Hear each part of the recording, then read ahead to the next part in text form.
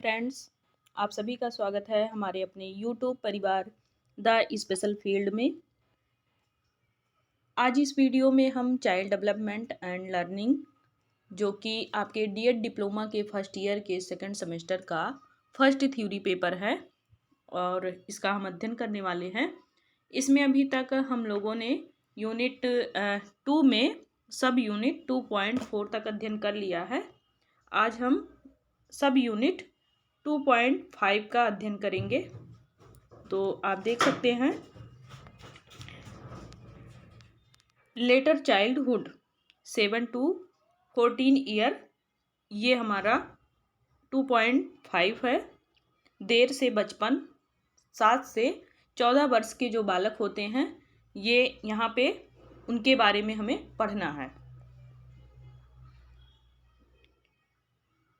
अब अगर मैं बात करूं 7 से 14 वर्ष, तो इसको अगर हम अवस्थाओं में गिने तो आपका 0 से जो 5 वर्ष का समय होता है वो आप जानते हैं, वो समय काल आपका होता है शैशवावस्था का। साथ ही जो आपका 0 से 5 वर्ष ये आपका शैशवावस्था, और जो आपका 7 से 14 वर्ष यानी कि 6 से 12 वर्ष का समय जो होता है वो होता है आपका बाल्यावस्था। इसको 6 से 12 वर्ष कहा गया है।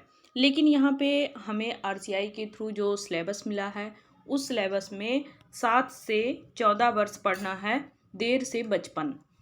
तो इसके बारे में हम जानते हैं, यानी कि जो कि बाल्यावस्था की विशेषताएं होंगी। बाल्यावस्था में जैसे बालक का डेवलपमेंट होता है सेम टू सेम वैसे ही आपके 7 से 14 वर्ष में भी होगा। लेकिन 7 से 14 वर्ष का जो समय होगा ये हमारा देर से विकास हो रहा है, इसीलिए उसे देर से बचपन के नाम से जाना गया है। लेकिन आरसीआई के सिलेबस में आपका जो शैशवावस्था बताया गया है उसका समय काल दूसरा बताया गया है। साथ ही बाल्यावस्था का जो समय बताया गया है वो भी दूसरा बताया गया है। हमारे मनोविज्ञान के अनुसार या कह लीजिए साइकोलॉजी के अनुसार इसमें जो 6 से 12 वर्ष का समय होना चाहिए बाल्यावस्था का वो नहीं दिया गया है। तो हम आरसीआई के सिलेबस पैटर्न के आधार पर ही आगे पढ़ेंगे। तो चलिए आगे देखते हैं। मध्य बचपन को मानव विकास का एक महत्वपूर्ण चरण माना गया है। सिगमंड फ्रायड के मनोविश्लेषण सिद्धांत में जीवन की एक दृष्टि को विलंबता का चरण नाम दिया गया है। ऐसा इसलिए क्योंकि इस समय अवस्था में यौवन आक्रामक आग्रहों को दबा दिया जाता है और इस अवधि के दौरान बच्चे अपने समाज के मूल्यों को सीखते हैं। और इस अवस्था के दौरान शारीरिक विकास प्रारंभिक बचपन या किशोरावस्था जो होती है उसकी तुलना में कम नाटकीय होता है। यौन की शुरुआत तक विकास जो होता है वो धीमा और स्थिर हो जाता है। यानी कि अगर मैं बात करूं तो इसमें जो कहा गया है इन सबको हम थोड़ा सा नज़रअंदाज करेंगे और हम इसको देखेंगे कि बाल्यावस्था में विकास कैसे होता है।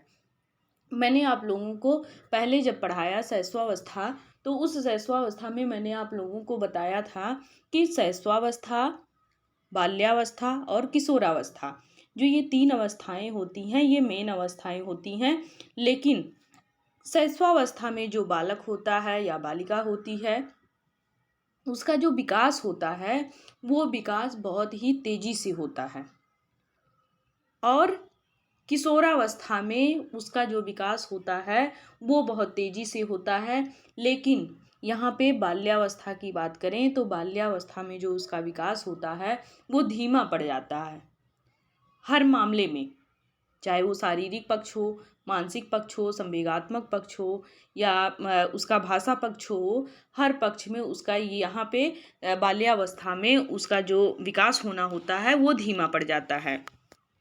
साथ ही अगर हम देखें सिगमंड फ्रायड महोदय जो हमारे हैं इन्होंने मनोविश्लेषणवाद का सिद्धांत दिया है और इस सिद्धांत में उन्होंने यह बताया है कि 3 अवस्थाएं होती हैं और साथ ही जो व्यक्ति आगे बढ़ रहा होता है 3 चीज़ों को पार करता है। जैसे इदम, अहम, परा अहम। इदम का मतलब होता है इड, और उसके बाद अहम का मतलब होता है ईगो, और उसके बाद आपका परा अहम आता है। परा अहम को बोलते हैं सुपर ईगो। दो, ये तीन इन्होंने बताया है कि इड, ईगो, सुपर ईगो, ये तीन चीज़ों का जो मनुष्य होता है उसके अंदर विकास होता है।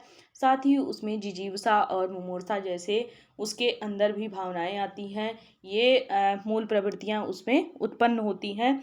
साथ ही साथ टेस्टोस्टेरोन, प्रोजेस्टेरोन लड़कियों में कैसे हो रहा है, एस्ट्रोजन और प्रोजेस्टेरोन कैसे हार्मोन्स विकसित हो रहे हैं, इसके बारे में सिगमंड फ्रायड महोदय ने बताया है। और फिर अगर देखा जाए इस अवस्था में, तो जो बालक होते हैं वो बहुत ही आक्रामक होते हैं। आक्रामक का मतलब ये होता है कि अगर आप उन्हें कोई चीज़ मना करते हैं तो वो मानते नहीं हैं, उस चीज़ को लेकर बहुत ही गुस्से में आ जाते हैं, साथ ही साथ जिद भी करने लगते हैं, और उसी चीज़ को कहते हैं कि आग्रह के रूप में व्यक्त करते हैं। और जब आग्रह को पूरा नहीं किया जाता है तो वो जिद का रूप ले लेती है, और उस चीज़ को हठ में वो बदल देते हैं और एक ही चीज़ को लेकर वो बैठ जाते हैं। साथ ही यही एज होती है जब बच्चा अपने समाज में निकलता है, समाज के कुछ मूल्यों को सीखता है, और यही एज होती है प्रथम विद्यालयी अवस्था की भी। इसी एज में बालक सबसे पहले विद्यालय जाता है। और शारीरिक पक्ष अगर देखें तो उसमें भी बहुत तेज़ी से विकास कर रहा होता है। अपने यौवन के शुरुआत में बच्चे आ जाते हैं, और यौवन की शुरुआत के साथ साथ जब उनमें ये शुरुआत होते हैं तो यहाँ पे प्रक्रिया धीमी इसलिए चलती है क्योंकि जब शैशवावस्था में अगर देखें तो बालकों में जो हड्डियों की संख्या होती है वो 270 के करीब में पाई जाती है, और जब बाल्यावस्था में पहुँचते हैं तो वही हड्डियों की संख्या लगभग 300 से 310 भी हो जाता है, या 370 भी पहुंच जाता है। तो यहाँ पे हड्डियों की संख्या बढ़ती रहती है। तो भी लास्ट तक, यानी कि 12 एज या कह लीजिए 13 एज की अवधि में जब ये पहुँचते हैं तो वहाँ पे क्या होता है कि फिर हड्डियों का जुड़ाव प्रारंभ हो जाता है। 6 to 9 जब रहते हैं तो बालक में हड्डियों की जो विकासशील होती है बहुत तेज़ी से रहता है। बाद में फिर ये हड्डियां आपस में जुड़ने लगती हैं और शरीर को एक मजबूती प्रदान कर उस ढांचे को कह लीजिए कि संभालती हैं। अगर हम बात करें फिर आगे संज्ञानात्मक विकास की, तो संज्ञानात्मक विकास भी इसमें स्थिर हो जाता है। बहुत तेज़ी से इसमें संज्ञानात्मक विकास कार्य नहीं करता है, और ये बचपन जो होता है विभिन्न प्रकार के कौशलों से भरा पूरा होता है। इसमें बहुत सारे कौशल बच्चों में पनपते हैं और उस कौशल के माध्यम से ये बच्चे सीखते भी हैं। और संज्ञानात्मक जो विकास होता है ये अलग अलग चरण में होता है, और इस चरण में बच्चे कह लीजिए कि प्रत्येक चरण में वो सीखते हैं, और उससे जो सीखते हैं यानी कि जो चीज़ें वो सीखते हैं उसमें अपनी उत्सुकता भी व्यक्त करते हैं, साथ ही साथ रुचि भी लेते हैं, क्योंकि ये प्रथम विद्यालयी अवस्था होती है। तो प्रथम विद्यालयी अवस्था में क्या होता है कि बच्चे जो भी कार्य करते हैं उसको बहुत ही लगन से करते हैं, उत्साह पूर्वक करते हैं, उसमें रुचि लेकर करते हैं, और उनमें ये सब करने की क्षमता भी विकसित होती है। साथ ही साथ वो समाज में निकल रहे होते हैं, तो समाज में भी जब जाते हैं तो लोगों से अपना संबंध स्थापित करते हैं, और अपने परिवार में भी जहाँ भी रहते हैं उस परिवार में भी लोगों से संबंध अच्छा बना के रखते हैं, और अपने सहकर्मी की भी मदद लेते हैं। उसके माध्यम से भी ये बहुत सारे सामाजिक कौशल को सीखते हैं। और जब ये सारे कौशल सीख रहे होते हैं तो लगभग ये बाल्यावस्था के अंतिम पड़ाव में होते हैं। फिर जब ये किशोरावस्था के फर्स्ट चरण में आते हैं तो वहाँ से फिर ये अनेक चुनौतियों का सामना कर रहे होते हैं, और कह लीजिए कि किशोरावस्था में पहुंचकर फिर इनका व्यवहार बदलने लगता है और तेज़ी से विकसित होने लगता है। इनका लगभग शारीरिक पक्ष, मानसिक पक्ष, संज्ञानात्मक पक्ष और भाषा पक्ष, नैतिक पक्ष, ये सारे पक्ष उनमें बहुत तेज़ी से विकसित होने लगते हैं। अब हम बात करें शारीरिक विकास की, तो मैंने आप लोगों को पहले भी बताया है कि शारीरिक विकास जब हो रहा होता है तो यदि हम वहाँ पे ऊंचाई की बात करें, तो जो लड़के होते हैं और लड़कियां होती हैं, दोनों की ऊंचाई जो होती है, लंबाई जो होती है, वो अलग अलग होती है। लड़के जो होते हैं इस एज में लड़कियों से छोटे होते हैं, लड़कियों की जो लंबाई होती है लड़कों से अधिक होती है। अगर मैं इसको याद करने का ट्रिक बताऊं, तो आप लोगों को ये ध्यान होगा कि जब किशोरावस्था में बालक या बालिका पहुंचती है तो उसकी शादी की जाती है। तो लगभग यही अवस्था ही होती है कि किशोरावस्था में शादी लोग देखना प्रारंभ कर देते हैं। लेकिन शादी जो देखते हैं तो ऐसा है नहीं कि जो लड़कियां हैं वो लड़कों से बड़ी होंगी, तो लड़कों से लड़कियां छोटी रहती हैं। तो यहीं से हम ट्रिक लगा लेंगे कि किशोरावस्था में लड़कियां जो होती हैं वो छोटी होती हैं, और शैशवावस्था में भी उसी से हम एक एज छोड़कर शैशवावस्था में पीछे चले आएंगे, तो शैशवावस्था में भी लड़कियां छोटी होती हैं, लड़के बड़े होते हैं। किशोरावस्था में भी लड़के बड़े होते हैं। लेकिन यहीं पे जब हम बाल्यावस्था की बात करेंगे तो लड़कियां बड़ी होती हैं, लड़के छोटे होते हैं। ये तो रही ऊंचाई की बात।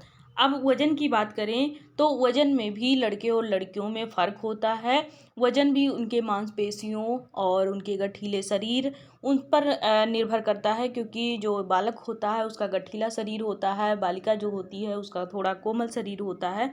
तो वजन में भी फ़र्क होता है, साथ ही साथ ताकत में भी फ़र्क होता है। हड्डियां जो होती हैं वो जुड़ने लगती हैं, मांसपेशियों का अच्छे से विकास होता है। तो ये सब जब विकसित हो जाते हैं तो लड़के और लड़कियों का यहाँ पे थोड़ा सा रूप अलग अलग हो जाता है, या कह लीजिए कि दोनों में यौवन किशोर का ये प्रतीक होता है। लड़कियों में मासिक धर्म आने लगते हैं और लड़कों में कुछ मूछ दिखने लगता है, या कह लीजिए कि दाढ़ी मूछ का आ जाना। तो धीरे धीरे ये प्रारंभ हो जाता है इसमें आकर। और देखें आगे तो पुरुषों में कुछ टेस्टोस्टेरोन और महिलाओं में एस्ट्रोजन, ये दो प्रकार के जो हार्मोन्स होते हैं ये भी विकसित हो जाते हैं। और ये जब विकसित होते हैं तो यौन विकास के अंतिम चरण में होते हैं लगभग। और यहाँ पे लगभग दोनों का शरीर, कह लीजिए महिलाओं या पुरुषों का या फिर बालक बालिकाओं का जो शरीर होता है वो लगभग विकास के अंतिम चरण पे होता है। और जब ये किशोरावस्था में पहुँचते हैं तो पूर्ण रूप से ये वहाँ पर परिपक्व हो जाते हैं।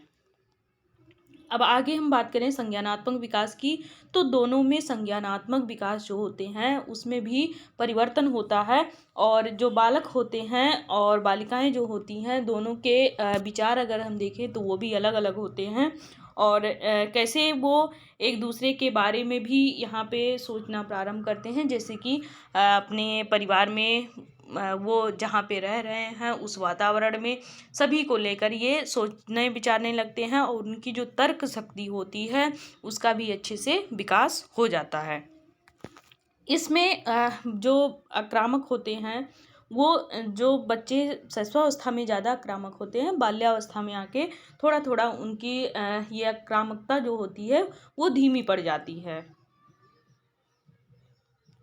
फिर हम मनोसामाजिक विकास के बारे में बात करें तो बच्चे इसमें हर कौशल को सीखने के लिए प्रेरित होते हैं, सभी चीज़ को सीखने में अपना रुचि भी व्यक्त करने लगते हैं, और बहुत सारी चीज़ें वो खुद से भी करते हैं, और सारे कार्य के लिए वो अग्रसर भी रहते हैं।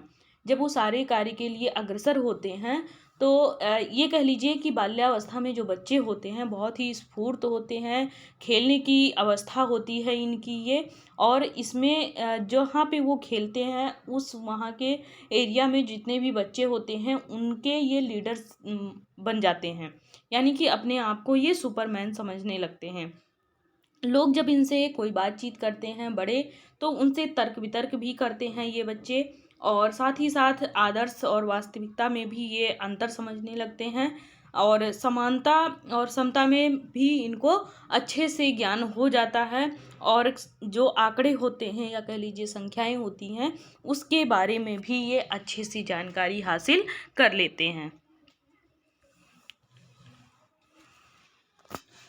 तो ये था हमारा लेटर चाइल्डहुड 7 to 14 ईयर, यानी कि देर से 55, 7 से 14 वर्ष के जो बालक होते हैं, ये उनके बारे में था पूरा।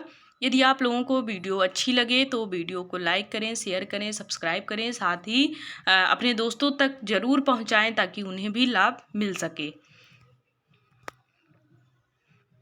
और यदि आप लोगों को कहीं ना समझ में आ रहा हो तो आप लोग कमेंट बॉक्स में ज़रूर लिखें, उसको मैं दोबारा से समझाने का प्रयास भी करूँगी। तो तब तक के लिए बाय बाय, टेक केयर।